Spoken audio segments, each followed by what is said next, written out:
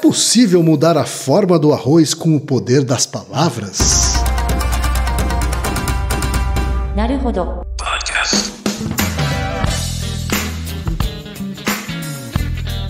Bem-vindo ao Naruhodo, podcast para quem tem fome de aprender. Eu sou Ken Fujioka. Eu sou Altair de Souza. E hoje é dia de quê?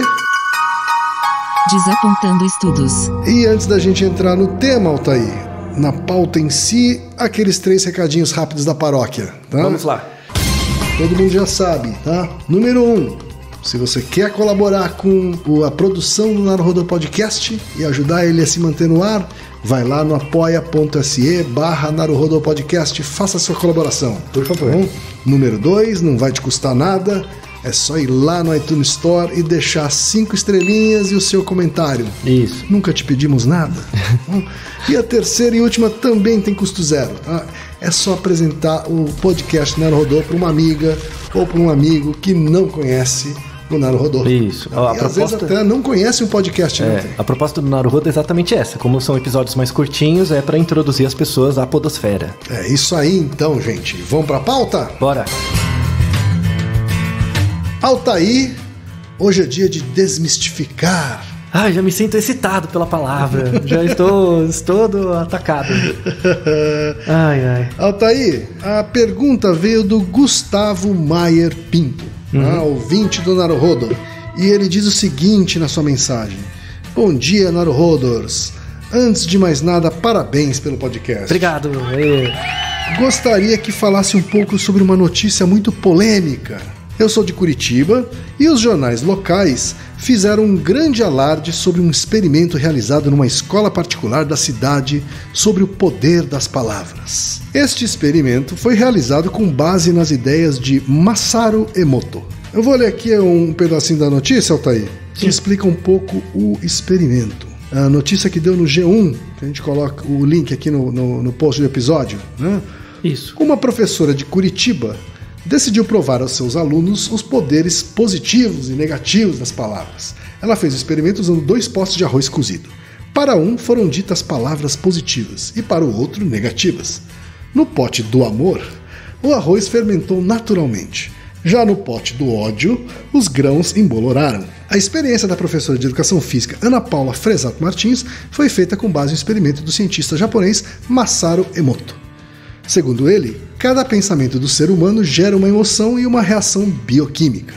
E aí, como é que ela fez o experimento, tá aí? Ela se sentou na quadra com os alunos, inseriu a quantidade exata de arroz cozido dentro de 2 potes e os colocou no meio do círculo formado pela turma. E ela então pediu para que as crianças dissessem frases ruins que ouvem no dia a dia. Os estudantes falaram, por exemplo, que o arroz não servia para nada, que era imprestável, burro e que não conseguia fazer nada de bom. O recipiente então foi selado.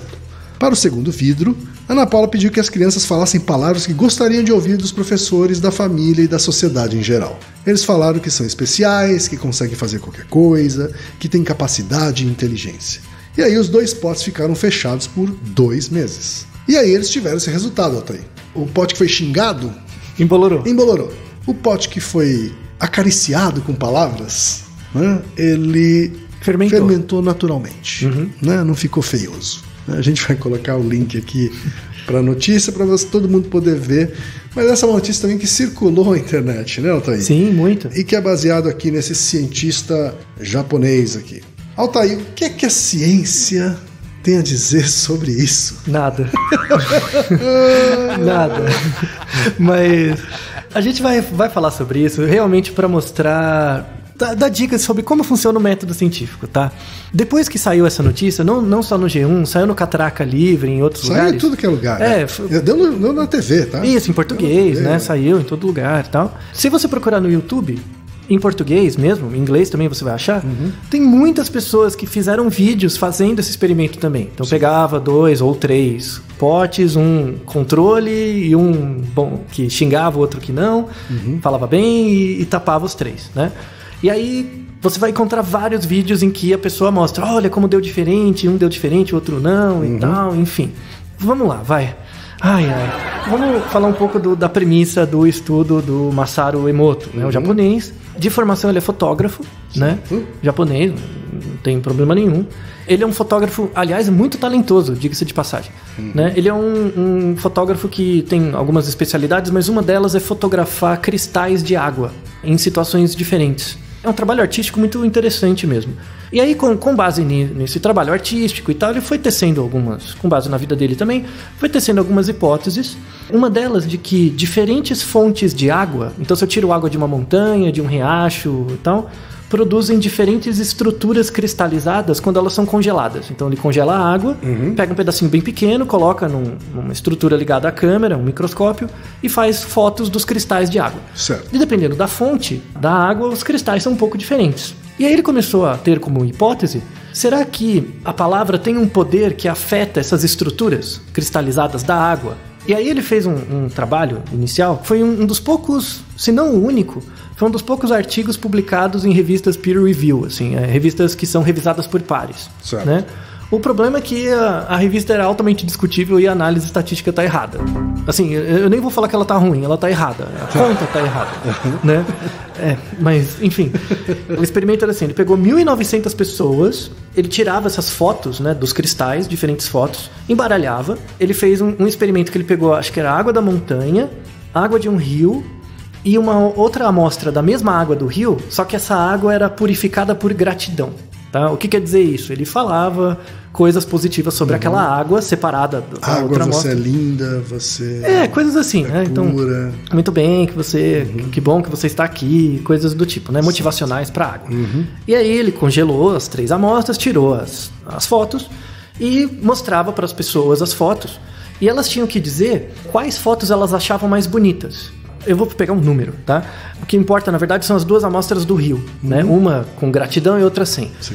O que seria esperado? Se a hipótese dele fosse verdadeira, seria esperado que uma maior parte das pessoas reconhecessem como mais bonitas as fotos que vieram da amostra que foi agradecida e estatisticamente mais, né? Então não adianta comparar 50 com 49, claro. Sabe?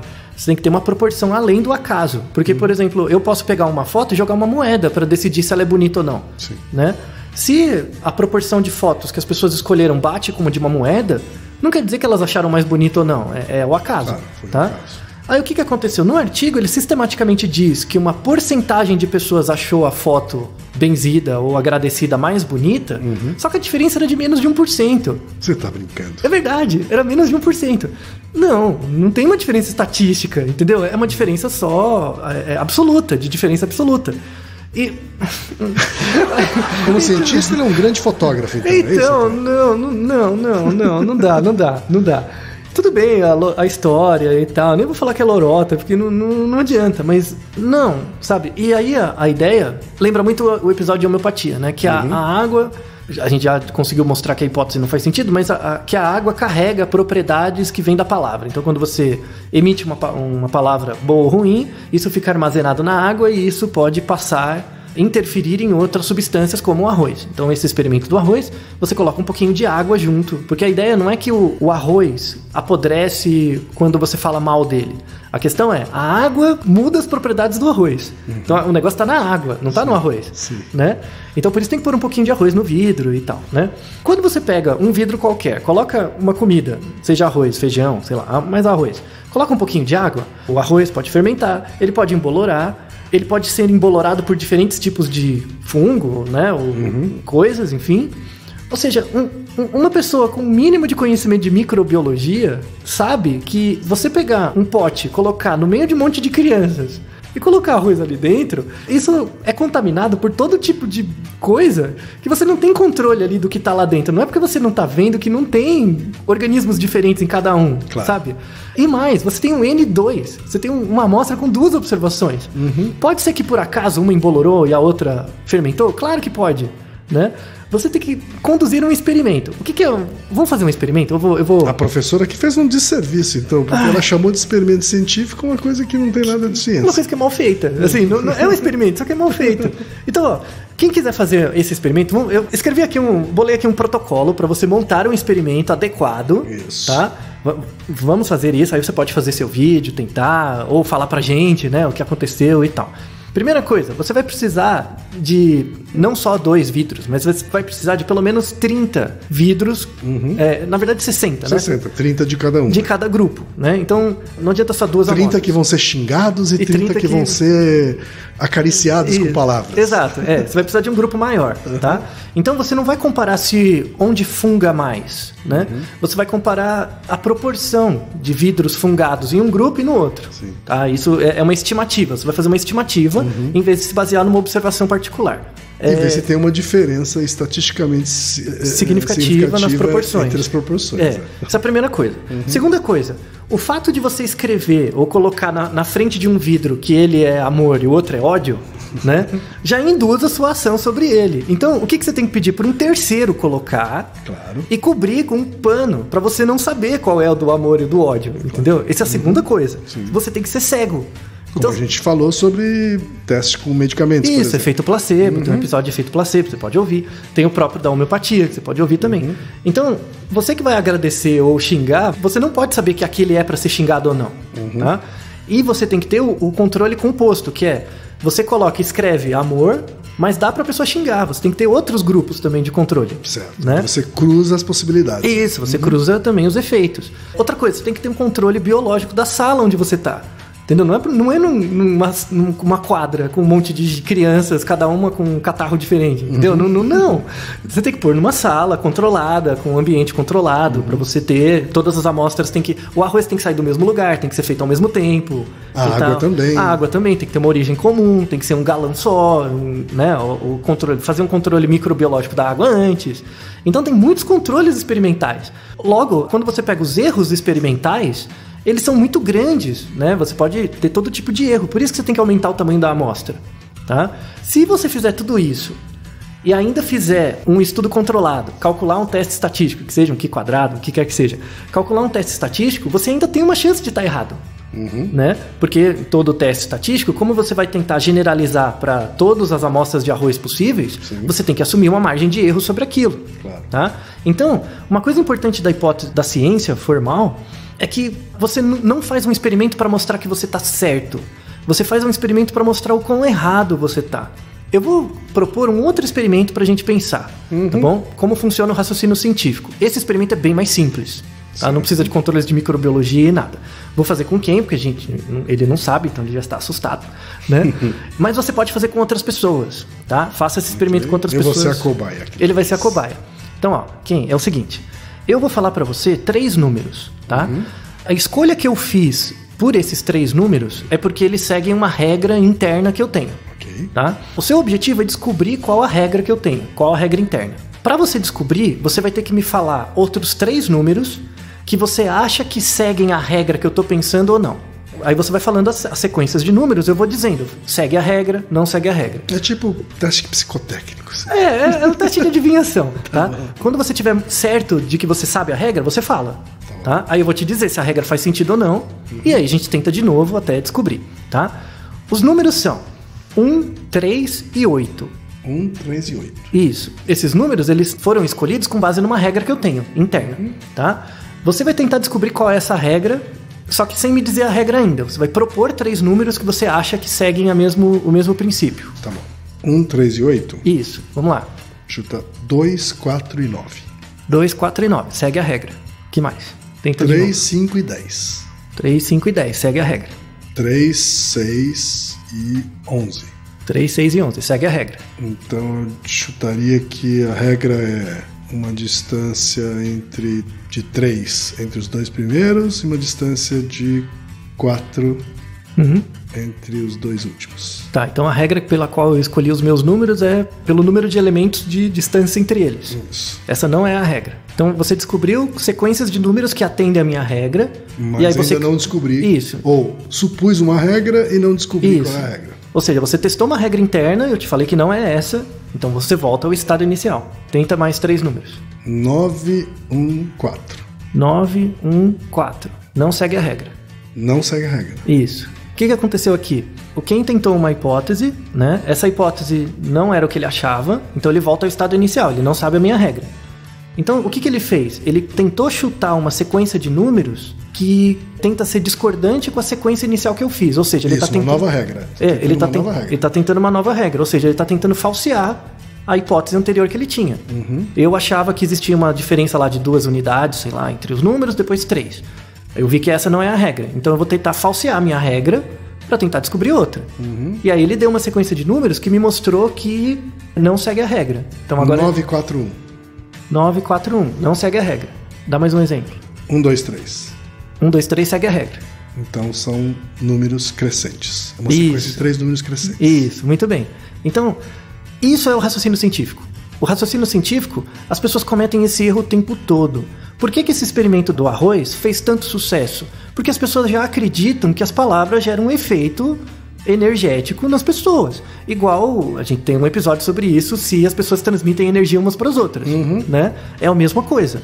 Elas já querem acreditar naquilo, Isso. ou até já acreditam naquilo. Elas já acreditam, então elas buscam não coisas para falsear a hipótese, elas buscam coisas para reafirmar.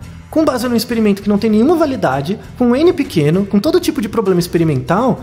E aí quando você chega e fala, esse experimento tem problemas de controle, a gente tem que reproduzir e tal. Fala, não, é que você não acredita. Ou então a pessoa usa outro argumento.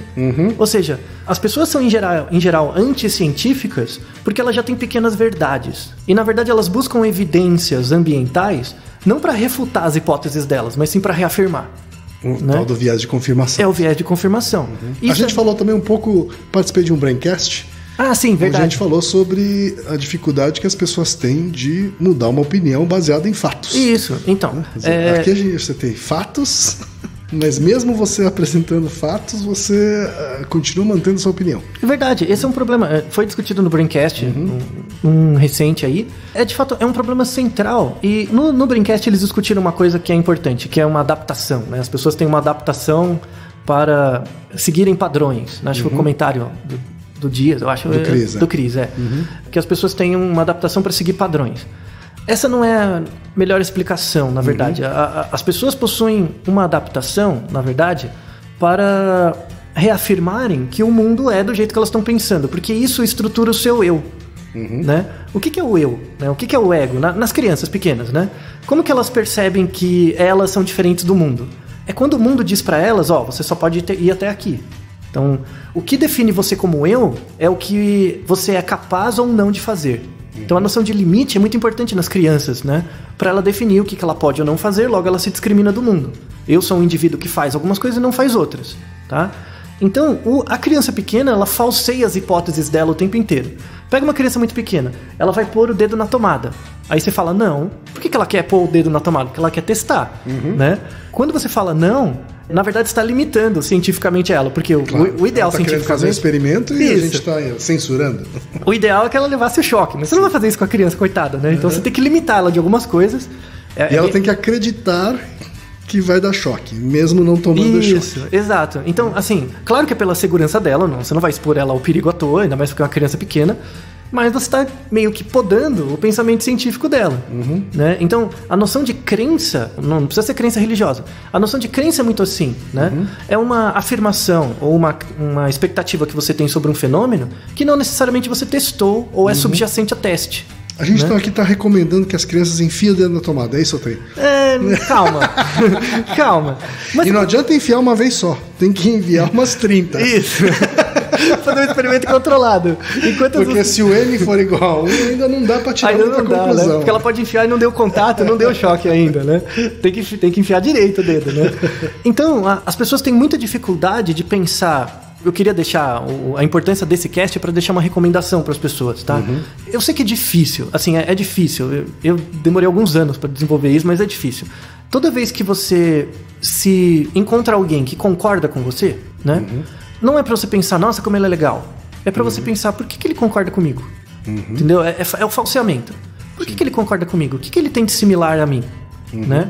Quando você faz esse teste de similaridade, você vai ver coisas positivas e negativas dele e, consequentemente, suas também.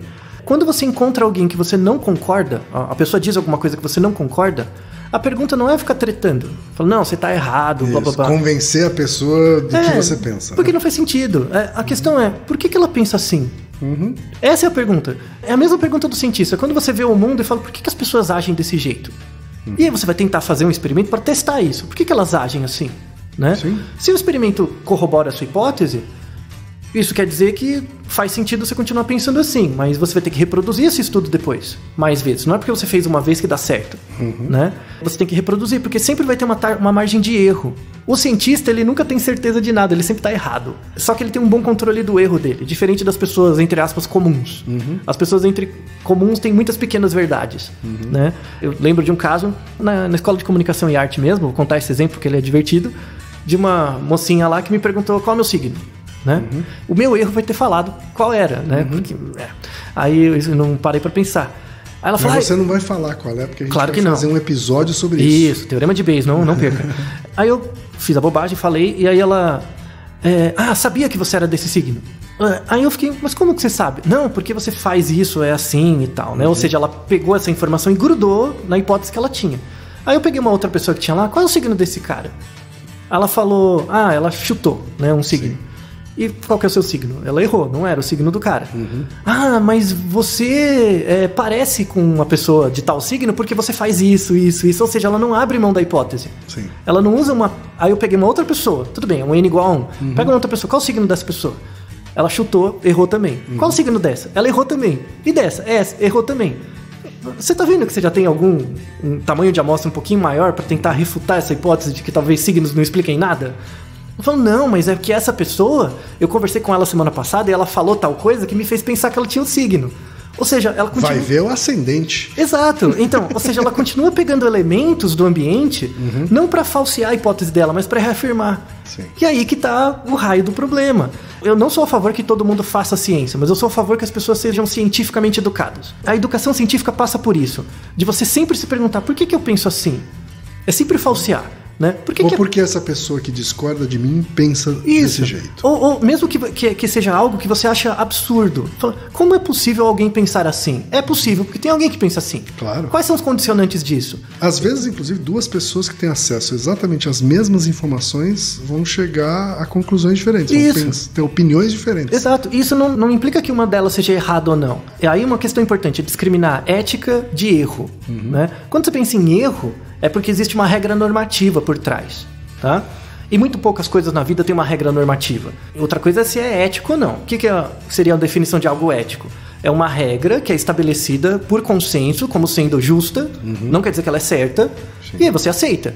Né? Então, para viver em comunidade, você tem que seguir certas regras éticas que foram definidas por consenso. Agora, a questão de normatividade, de sempre vai ser certo assim, existe na matemática e olhe lá, nem em toda matemática. Sim. Então, de novo, as pessoas gostam dessas pequenas verdades e isso, na verdade, te limita. Aí, de novo, uma coisa que a gente já falou em vários casts.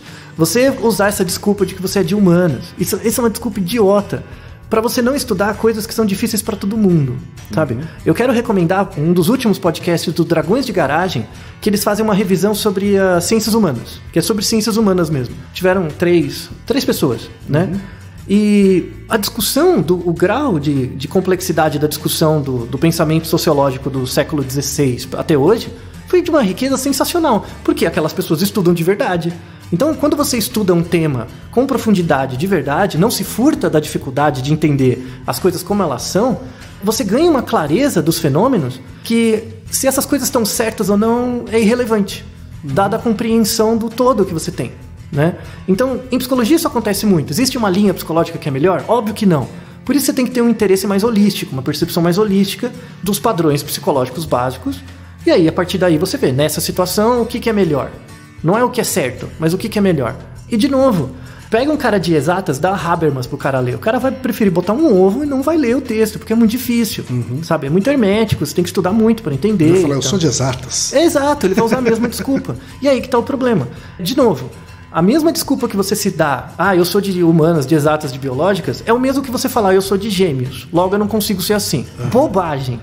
Sabe? É a mesma coisa do experimento do arroz. Você está inventando um arroz lá, com um experimento muito mal feito, para tentar impor a você uma pequena verdade que não faz sentido. Né? Então, de novo, só para encerrar, Esse experimento do arroz, ele não faz sentido, tá? A premissa por trás dele, dessa questão da água manter, guardar uma energia voltada pela palavra e tal, não faz sentido, porque você não tem nenhum mecanismo que mostra como que da palavra isso gera um efeito na água e, consequentemente, no arroz. Você não tem nenhum mecanismo físico, químico, microbiológico que gera isso, tá? Não tem nenhuma que a gente chama de causa material, né? Apesar de você perceber em alguns casos que um embolora o outro não, isso não é evidência da causa material, é uma causa eficiente. A gente vai falar depois de Aristóteles. E o experimento que ele fez com padrões científicos mostrou que não havia diferença estatística. Isso. Ou seja, você afirmar uma hipótese com um experimento mal elaborado leva uma chance de erro muito alta. Então não compensa afirmar essa hipótese. O melhor é afirmar que palavras afetam o comportamento das pessoas pela intenção da fala. Não precisa ter algo energético, é só a intenção. Se eu falo pra você com raiva, pô, é claro que você vai perceber que eu tô com raiva de você. Isso vai gerar um efeito em você. Não precisa inventar uma hipótese toda louca. Né? Às vezes você não precisa nem entender a palavra, né? Se você entendeu que veio com raiva. Pois é, se a pessoa tá gritando do seu lado, sabe, desesperada, pô, tem alguma coisa de errado com essa pessoa. Não precisa ser a energia dela que entrou em contato comigo. Não, coitada, vamos fazer alguma coisa. E a última recomendação é: repense sempre o que você acredita, sabe? E se pergunte, não é se perguntar se tá certo ou errado. Esse é o tipo de pergunta, mas sem noção. É por que eu penso assim, sabe? Porque no fundo a grande busca, né, a grande pergunta que as pessoas têm é o que eu sou, né? E o que você é, no fundo, é o que você acha que é, né? Então, o que você acha que é sempre se colocar em dúvida. O fato de você conseguir se colocar em dúvida vai aumentar o seu sofrimento, tá? As pessoas muito felizes são as pessoas com muitas pequenas verdades que elas vão fazendo sentido, tá? Mas uma vida mais frutífera, do ponto de vista de entender o outro, de enriquecimento pessoal mesmo, é uma vida que se põe em dúvida. Será que o que eu tô fazendo é o que eu tô fazendo? Será que faz sentido isso que eu tô fazendo? Apesar dos ganhos, das perdas?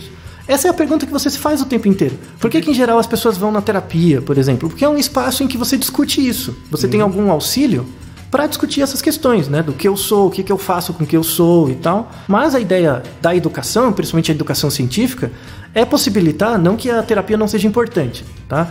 Mas possibilitar que você desenvolva um nível desse raciocínio científico por conta própria, de falsear suas hipóteses. Então, para encerrar, falseie a sua vida. Sabe, será que o que eu... Na verdade, se você faz isso combinado com a terapia, você dá um boost na terapia, né? Com certeza, com certeza. É por isso, será que a grande pergunta, né? Será que a minha vida é uma vida que vale a pena ser vivida? Essa é a pergunta que você tem que se fazer. Todo dia, quase. Mas faz os pedacinhos. Será que o que eu tô fazendo hoje faz sentido pra mim? Tudo bem, eu tô fazendo algo que eu me sinto mal. Quais são os passos que eu tenho que fazer pra mudar? Será que vale a pena mudar? Então você tem que se perguntar isso o tempo inteiro. Esse é o raciocínio científico aplicado à sua vida existencial, né? Então, desejo que vocês comecem a aplicar. Faça esse experimento dos números com outras pessoas. Você vai reparar que as pessoas vão demorar muito para falsear a regra. Elas vão ficar dando vários exemplos que seguem a regra, mas aí elas vão te perguntar, mas por que a regra não é essa? Que é a regra que ela está pensando. Então, a ideia é que ela falseie. Tá? Exercite isso com você mesmo e com outras pessoas. Essa é a recomendação desse cast. E se você fizer o experimento do arroz aí com N igual a 60, como a gente sugeriu aqui, mande o resultado pra gente. Com certeza, mande os dados. Eu vou ficar muito feliz em analisar por você também, te ajudar a analisar de forma cega. Naruhodo, ilustríssimo ouvinte. Naruhodo. Você sabia que pode ajudar a manter o Naruhodo no ar? Ao contribuir, você pode ter acesso ao grupo fechado no Facebook e receber conteúdos exclusivos. Acesse apoia.se/Naruhodô Podcast. E você já sabe, aqui no Naruhodô, quem faz a pauta é você. Você tem alguma pergunta pra gente ou quer comentar algum episódio? Escreva pra nós. podcast@naruhodô.com.br. Repetindo? podcast@naruhodô.com.br. E lembre-se, mande nome completo, idade, profissão e a cidade de onde você está falando. É isso aí. Naruhodo. Esse podcast é apresentado por b9.com.br.